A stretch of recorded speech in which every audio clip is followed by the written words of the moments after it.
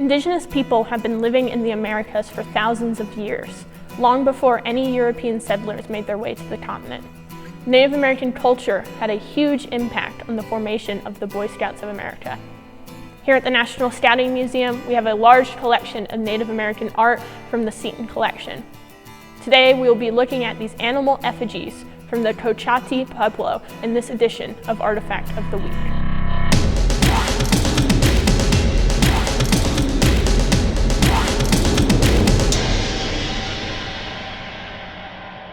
Ernest Thompson Seton, one of the founders of Boy Scouts of America, was long influenced by Native American cultures he had studied. Seton felt that Native Americans had a lot to offer in terms of outdoor exploration and learning. In 1902, he started a youth group called the Woodcraft Indians, with their program based on Native American traditions and culture. In 1965, Seton's widow donated much of his collection and personal library to the Boy Scouts of America, which helped establish the Philmont Museum and Seton Memorial Library. In 1968, Ray and Earl Burquest made an additional donation of Native American artifacts to the BSA. In a press release about the collection, Ray said, "The Pueblo style of the Ernest Thompson Seton Library and Museum is a natural setting in which to display the collection." The Burquest collection was assembled by Ray and Earl's father, Oscar Burquest. Oscar owned and operated the Thunderbird Trading Post in Albuquerque and served as the scoutmaster of the first Native American troop in Albuquerque, chartered by St. Paul's Lutheran Church. The collection was created out of items Oscar obtained through his relationships with the boys in his troop and their families. In addition to Oscar's connection to scouting, Ray's sons also provided a direct connection to Philmont, with the two of them serving as staff members at Philmont in the 1960s. Here at the National Scouting Museum, we have 3 animal effigies from the Burquest collection. These effigies are from the Cochiti Pueblo, located west of Santa Fe.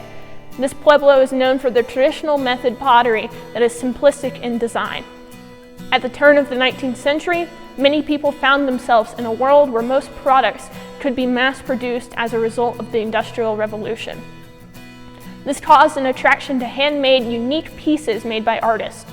Traditional Pueblo pottery did not utilize a pottery wheel. Instead, many pieces were made by hand coiling clay around, creating asymmetrical pieces. This made the style of pottery unique to each Pueblo. With railroads increasing tourism in the West in the early 1900s, Cochiti potters found a market ready for animal figurines. In the collection, we have a frog, horse, and owl effigy, which are currently on display in the museum. These are pieces that were heavily influenced by the new tourist market that was arriving, as the Native American artists were trying to make pieces that appealed to the Europeans for trade and sale.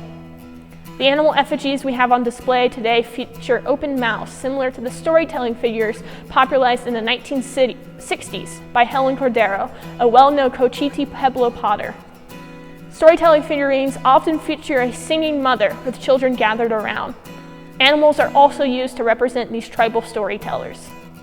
And these effigies show a middle evolution between animals being featured on the sides of pottery to being the central figure of a storytelling figurine.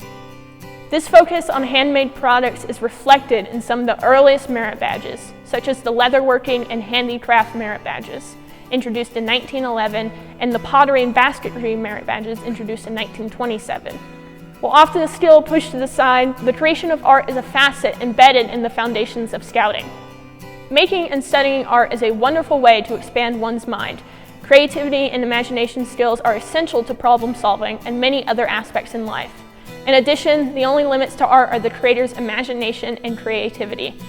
That's all we have time for today. Be sure to join us again as we continue to explore the history of the BSA through the collection at the National Scouting Museum and Artifact of the Week.